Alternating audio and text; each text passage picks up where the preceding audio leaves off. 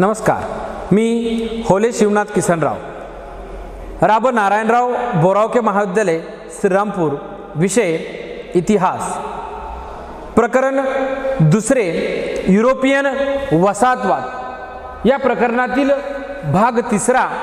यामध्ये आपण युरोपियनांनी वेगवेगळ्या खंडामध्ये कशा प्रकारे आपल्या वसाहती स्थापन केल्या होत्या याची माहिती पाहत आहोत। सुरुवातीच्या कालखंडामध्ये त्यांनी अमेरिकेमध्ये कशा पद्धतीने वसाहती स्थापन केल्या, अमेरिकेचं त्यांचं स्वातंत्र्य युद्ध कशा प्रकारे घडून आलं याची माहिती पाहिली। तदनंतर आपण आशिया खंडामध्ये युरोपियन राष्ट्रांनी कशा पद्धतीने आपल्या वसाहती स्थापन केल्या होत्या आणि कोणकोणत्या देशामध्ये त्यांनी वसाहती स्थापन केल्या, त्यांचा संघर्ष कशा पद्धतीने झाला याची माहिती पाहत आहोत। मागच्या पाठाला आपण म्यानमार, की ज्याचं नाव पूर्वीच्या कालखंडामध्ये ब्रह्मदेश होतं, या ब्रह्मदेशामध्ये तेथील खनिज संपत्ती, नैसर्गिक साधन संपत्ती प्राप्त करण्याच्या दृष्टिकोनातून ब्रिटिशांनी जो संघर्ष केला होता, जो प्रदेश प्राप्त करण्याचा प्रयत्न केला होता, त्यातून त्यांचे 3 युद्ध घडून आले। त्यालाच ब्राह्मी युद्ध असं म्हटलं जातं। मग या 3 युद्धांची माहिती पाहिली आणि कशा पद्धतीने त्यांनी ब्रह्मदेशामध्ये शिरकाव केला होता याची माहिती आपण पाहिलेली आहे। तर आज आपण इंग्रजांच्या अंमल असणाऱ्या ज्या काही वसाहती होती, वेगवेगळ्या ठिकाणी त्यांच्या ज्या वसाहती स्थापन झाल्या होत्या, तर त्या वसाहतींची माहिती पाहणार आहोत। त्यातील पहिली वसाहत जी आहे तर ती म्हणजेच नेपाळ। नेपाळ हे जे ठिकाण आहे, हिमालयाच्या कुशीत वसलेलं एक छोटंसं राष्ट्र। भारताच्या नकाशातील जे आपल्या खांद्याच्या वरती बाजू जो आहे, जो नकाशा आहे, तर त्यामध्ये हिमालयाच्या कुशीत वसलेलं एक छोटंसं राष्ट्र म्हणून नेपाळला ओळखलं जातं। इंग्रजांनी नेपाळमध्ये आपला व्यापार, आपल्या वसाहती वाढवण्याच्या दृष्टिकोनातून त्या कालखंडामध्ये प्रयत्न चालू केले होते। आपल्या वसाहती त्या ठिकाणी स्थापन करणे, आपला माल त्या ठिकाणी नेऊन विकणे, तेथील कच्चा माल प्राप्त करणे, हा ब्रिटिशांचा त्यामागचा हेतू होता। त्यांनी आपले प्रतिनिधी त्या ठिकाणी पाठवले, परंतु नेपाळमधून त्यांना फारसा प्रतिसाद मिळाला नाही। जे 2 प्रतिनिधी त्या ठिकाणी पाठवले होते त्यांना प्रतिसाद त्या ठिकाणी मिळाला नाही। कुठल्याही प्रकारे ब्रिटिशांनी आपल्या इथे येऊन व्यापार स्थापन करावा, वसाहती स्थापन कराव्या, त्या माध्यमातून त्यांनी आपल्या नेपाळवरती वर्चस्व प्राप्त करावं, हे नेपाळवासियांना मान्य नव्हतं। म्हणूनच या नेपाळ यांनी राजकीय वर्चस्व प्राप्त करण्यासाठी जे इंग्रजांनी प्रतिनिधी पाठवले होते त्याला प्रतिसाद दिला नाही। मग हा प्रतिसाद दिला नाही, त्यामुळं काय झालं तर नेपाळ आणि ब्रिटिश यांच्यामध्ये 2 युद्ध घडून आले। मग या 2 युद्धामध्ये खऱ्या अर्थाने नेपाळचं जे सैन्य आहे तर ते 10 ते 12,000 दरम्यान सैन्य होतं। 10 ते 12,000 सैन्य असणारं ही जे नेपाळ आहे, इंग्रजांची फौज होती 30,000च्या पुढे।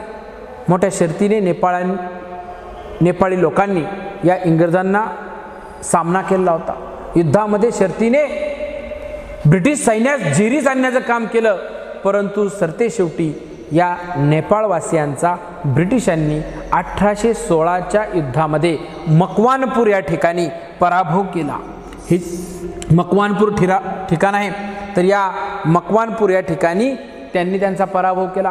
पराभवाचं कारण असं ठरलं की त्यांची फौज मोठ्या प्रमाणात होती, 30,000च्या दरम्यान, 40,000च्या दरम्यान ब्रिटिश सैन्य, आधुनिक पद्धतीची शस्त्रास्त्र त्यांच्याकडे होती आणि 10 ते 12,000 नेपाळ्यांनी सुद्धा त्यांना जेरीस आणण्याचं काम केलं, परंतु सरतेशेवटी शस्त्रास्त्राचा मारा, सैन्य अफाट, यामुळं या मकवानपूरच्या लढाईमध्ये त्यांचा पराभव या 1816ला नेपाळ्यांचा झाला आणि या पराभवामुळे त्यांना इंग्रजांचं वर्चस्व मान्य करावं लागलं। 1810च्या तहानुसार संरक्षण व परराष्ट्र धोरणाचे जे अधिकार आहेत तर हे अधिकार इंग्रजांना दिले गेले। नेपाळांचे जे संरक्षण आणि परराष्ट्र धोरण आहे तर हे अधिकार ब्रिटिशांच्या ताब्यात गेले। परराष्ट्रामध्ये त्यांनी व्यापार करायचा, कोणला व्यापार करायचा, कोणाशी करायचा, कोणत्या वस्तू आयात करायच्या, निर्यात करायचे, हा अधिकार नेपाळवासियांना इथून पुढच्या कालखंडामध्ये राहिला नाही। आणि तो अधिकार सर्वस्वी ब्रिटिशांच्या ताब्यामध्ये गेला होता. तदनंतर हा अधिकार ज्यावेळेस त्यांना प्राप्त झाला, तदनंतर त्यांनी त्यांच्याकडून तराई, कुमाऊ, गढवाल हे प्रदेश ताब्यात घेतले. काठमांडू येथे इंग्रज रेसिमेंट नेमला आणि 1923 मध्ये इंग्रजांनी नेपाळच्या सार्वभौमत्वाला मान्यता दिली होती.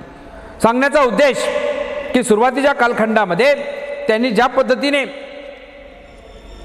ब्रिटिशांचं धोरण आहे तर ते हाणून पाडण्याचा प्रयत्न केला, परंतु तदनंतर ताकदीच्या जोरावरती त्यांनी आपलं सैन्य पाठवून या नेपाळीयांचा मकवानपूरच्या लढाईमध्ये पराभव केला आणि अशा पद्धतीने ही जी वसाहत आहे तर ती वसाहत ही ब्रिटिशांच्या ताब्यात आली.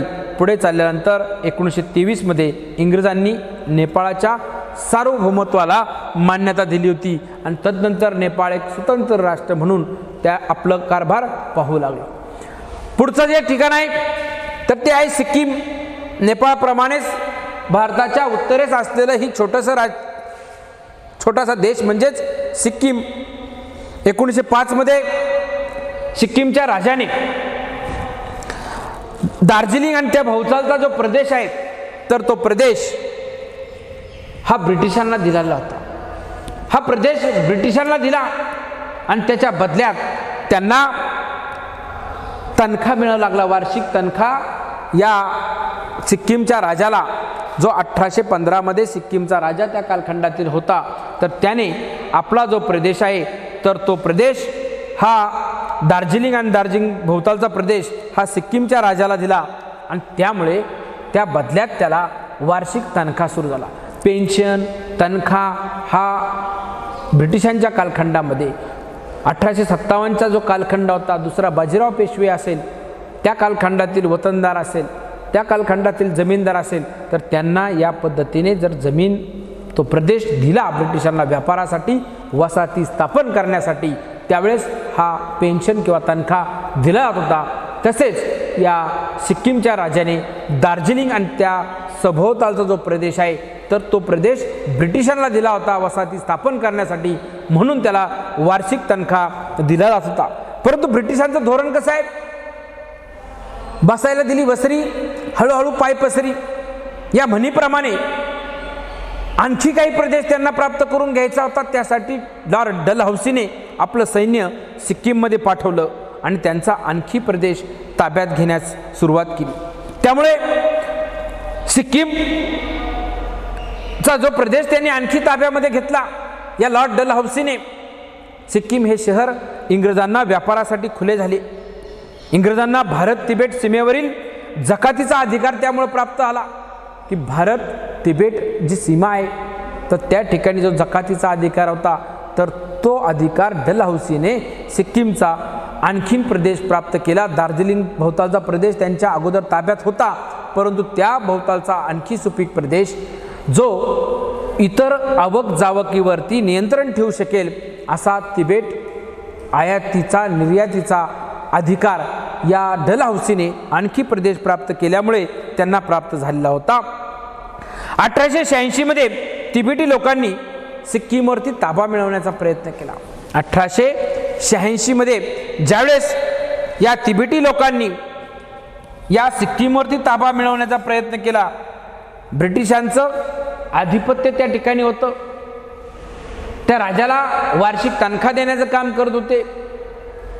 त्यांचा दार्जिलिंग भोवतालचा प्रदेश, त्यानंतर डलहौसीने आणखी काही प्रदेश प्राप्त केला होता आणि याच कालखंडामध्ये 1816ला तिबेटी लोकांनी या सिक्कीमवरती ताबा मिळवण्याचा प्रयत्न करताच ब्रिटिशांनी आपलं सैन्य पाठवलं आणि त्या तिबेटियांचा बंदोबस्त करण्याचं काम केलं. त्यांना शासन करण्याचं काम त्या ठिकाणी त्यांनी केलं होतं.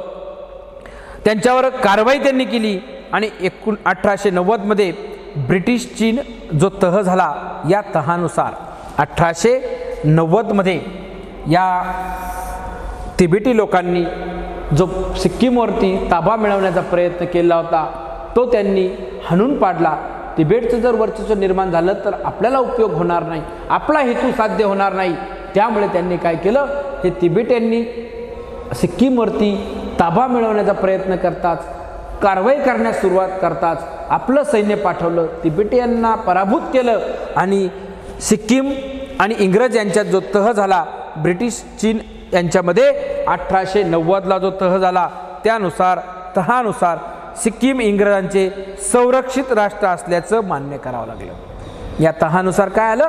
सिक्कीम इंग्रजांचं संरक्षित राष्ट्र, ते इंग्रजांच्या आश्रयाला आहेत. कुठलाही निर्णय घ्यायचा त्याला इथून पुढे अधिकार नाही. जो काही तेथील व्यापार असेल, जे काही तेथील वसाहती असेल, तर त्या वसाहतीवरती निर्विवादपणे वर्चस्व हे ब्रिटिशांचं असेल. तर या तहानुसार हे मान्य करण्यात आलं होतं. इंग्रजांनी सिक्कीमला मध्यगत राष्ट्र, त्यालाच बफर झोन असं म्हटलं जातं. इंग्रजांनी सिक्कीमला मध्यगत राष्ट्र, त्यालाच बफर झोन असं म्हटलं जातं. पहा, आता कोरोनामुळे सुरुवातीच्या टप्प्यामध्ये ज्या ज्या भागामध्ये कोरोना रुग्ण आढळत होते, त्यावेळेस तेथील भाग जो आहे, एखादी बाजारपेठ असेल, एखादा मोहल्ला असेल, एखादा चौक असेल, तर तो बफर झोन म्हणून घोषित केला होता. मध्यगत तेथील ज्या सोयी आणि सुविधा आहेत, तर त्या सोयी आणि सुविधा एक प्रकारे पूर्णपणे त्यांच्या ताब्यामध्ये घेतल्या होत्या. म्हणजेच हा सिक्कीमचा मध्यगत राष्ट्र म्हणून त्या ब्रिटिशांनी घोषित केलं, बफर झोन म्हणून घोषित केलं. आणि तेथील जे काही प्रशासन असतं, अंतर्गत आणि बाह्यगत जे प्रशासन असतं, तर ते प्रशासनाची जबाबदारी पूर्णपणे त्यांच्यावरती सोपवली जाते. म्हणजेच सांगण्याचा उद्देश असा आहे की त्यांनी त्या कालखंडामध्ये या सिक्कीमला मध्यगत राष्ट्र म्हणजे बफर झोन केलं. कोरोना पेशंट बाहेर जाणार नाही याची दक्षता घेण्यासाठी पत्रे ठोकले जातात, बंदोबस्त त्या ठिकाणी पोलिसांचा कडक केला जातो आणि त्यांना ज्या काही सुविधा लागत असतील त्या बाहेरून पुरवल्या जातात. परंतु तिथला कुठलाही व्यक्ती बाहेर येत नाही किंवा बाहेरचा व्यक्ती आत जात नाही. त्याला म्हटलं तर नगरचा माळीवाडा बफर झोन घोषित केला होता. कुठल्याही व्यक्तीला तिथं जाता येत नव्हतं. तसंच सिक्कीमला सुद्धा मध्यगत राष्ट्र म्हणून बफर झोन म्हणून घोषित केलं. सगळा अधिकार ब्रिटिशांच्या ताब्यात असेल. त्यांनी त्यांच्या परवानगीशिवाय बाहेर जायचं नाही किंवा बाहेरचा एखादा व्यापारी, एखादा युरोपियन राष्ट्र वसाहत स्थापन करण्यासाठी त्या ठिकाणी येऊ शकत नव्हतं. 1975मध्ये संघराज्यात त्यांना समाविष्ट होण्याच्या दृष्टिकोनातून पूर्वी हे सिक्कीम जे आहे स्वतंत्र राज्य म्हणून घोषित केलं. परंतु नंतर या सिक्कीमवासियांनी 1975मध्ये संघराज्यात समावेश करून घ्यावा या बाजूने सर्व सिक्कीमच्या लोकांनी मतदान केलं आणि त्यानंतर त्यांना संघराज्यामध्ये समाविष्ट करून घेण्यात आलं होतं. तत्पूर्वी ब्रिटिशांनी त्यांना स्वतंत्र राज्याचा दर्जा देण्याचं मान्य केलं होतं. परंतु त्यांना स्वतंत्र राहण्याची इच्छा नसल्या कारणास्तव त्यांनी त्या ठिकाणी संघराज्यात सामावून घेण्याच्या बाजूने मतदान केलं होतं आणि तदनंतर ते संघराज्यात तिथून पुढच्या कालखंडामध्ये समाविष्ट करण्यात आले.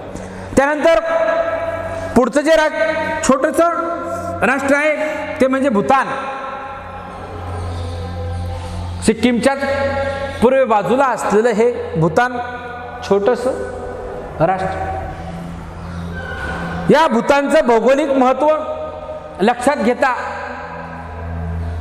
भौगोलिक सुपीकतेच्या बाबतीने, नैसर्गिक साधन संपत्तीच्या दृष्टिकोनातून हे भूतान एक महत्त्वपूर्ण छोटंसं जरी असलं तरी तेथील साधन संपत्ती ही बहुमूल्य किमतीची आहे हे ओळखून तत्कालीन गव्हर्नर जनरल वॉरन हेस्टिंग याने त्यांच्याशी मैत्रीपूर्ण संबंध निर्माण करण्यास सुरुवात केली होती.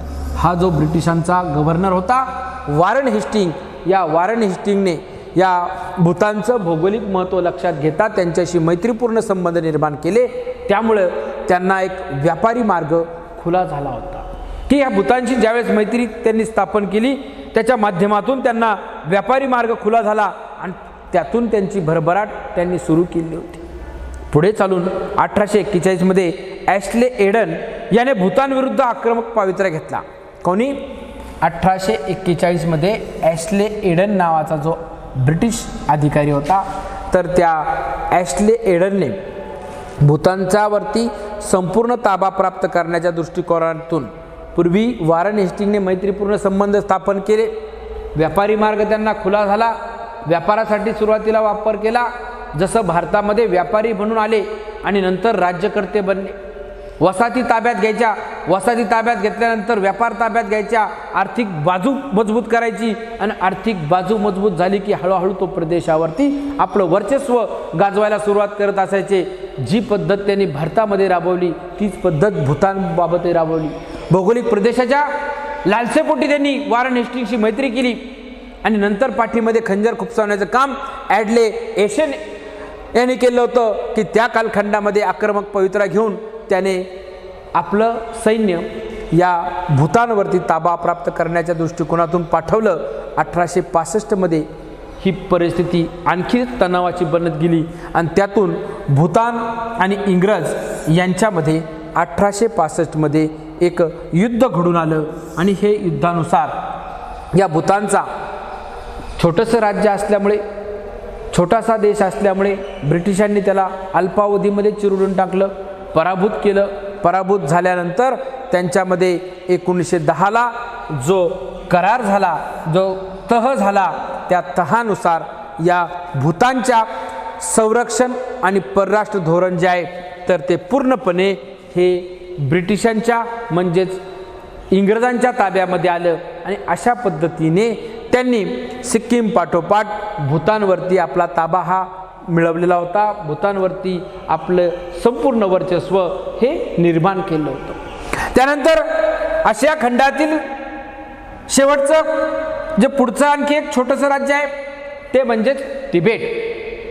हे तिबेट सुद्धा सिक्कीम भूतान यांच्याच बाजूला असणारं एक छोटंसं राज्य. या तिबेटमध्ये त्या कालखंडामध्ये दलाई लामा हा राजा राज्य करत होता.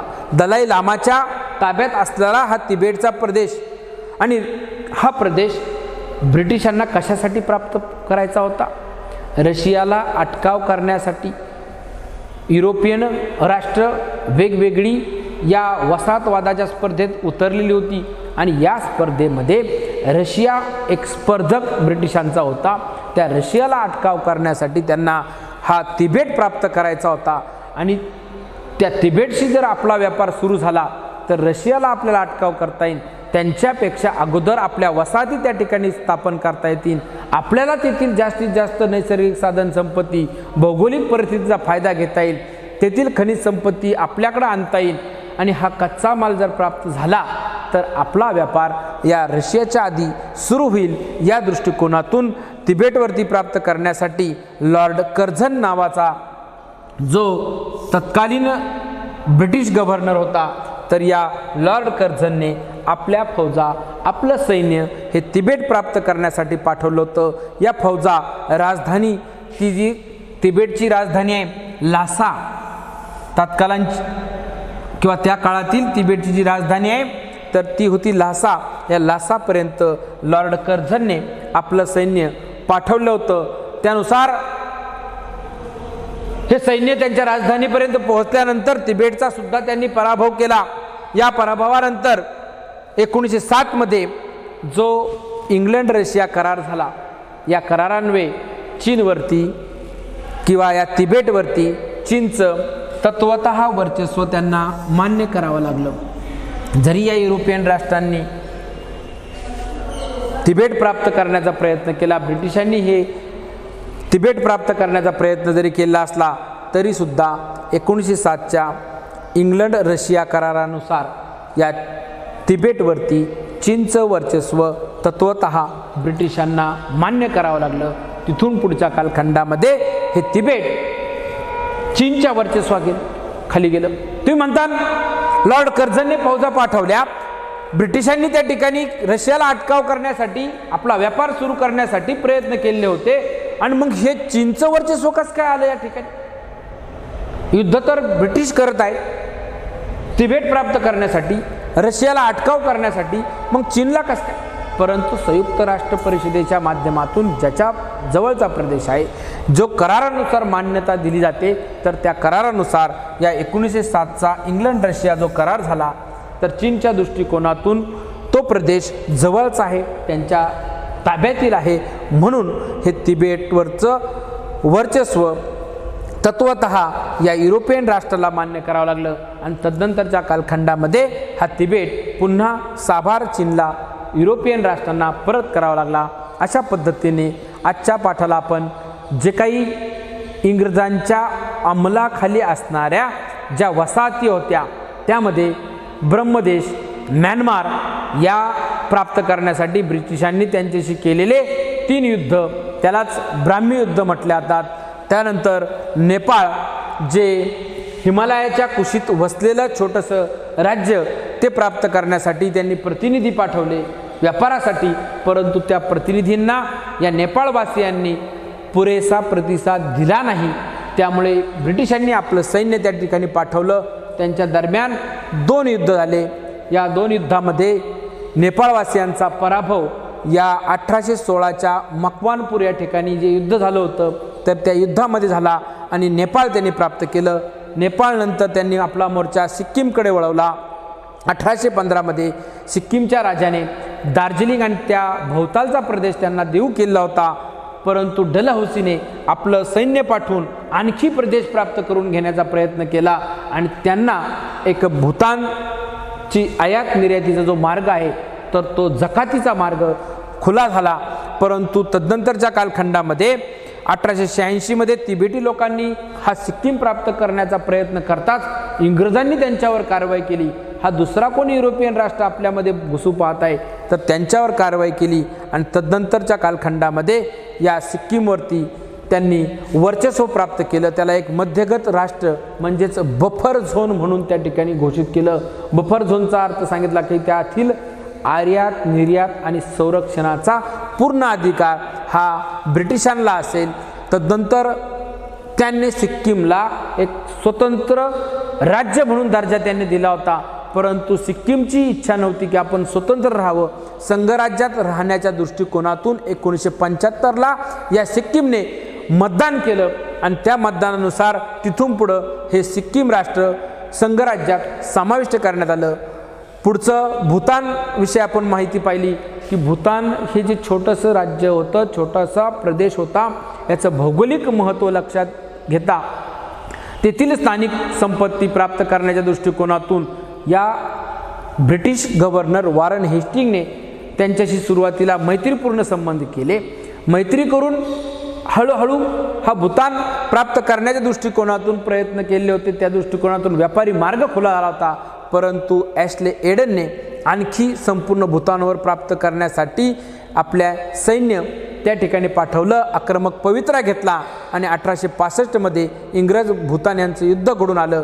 तदनंतर 1910मध्ये जो तह झाला त्या तहानुसार या भूतानच्या संरक्षण आणि परराष्ट्र धोरणाचा अधिकार हा पूर्णपणे ब्रिटिशांना मिळाला आणि सरते शेवटी तिबेट त्यांनी प्राप्त केलं, जे दलाई लामाच्या ताब्यात होतं। रशियाला अटकाव करण्यासाठी आणि आपला व्यापारी मार्ग खुला करण्यासाठी त्यांनी हा तिबेट प्राप्त करण्याचा प्रयत्न केला होता। लॉर्ड कर्झनने आपल्या फौजा त्या ठिकाणी पाठवल्या, राजधानी लासापर्यंत त्यांच्या फौजा पोहोचल्या। तदनंतर तिबेटवासियांना माघार घ्यावी लागली आणि 1907ला झालेल्या इंग्लंड रशिया करारानुसार तिबेटवरती चीनचं तत्वता वर्चस्व हे मान्य करावं लागलं।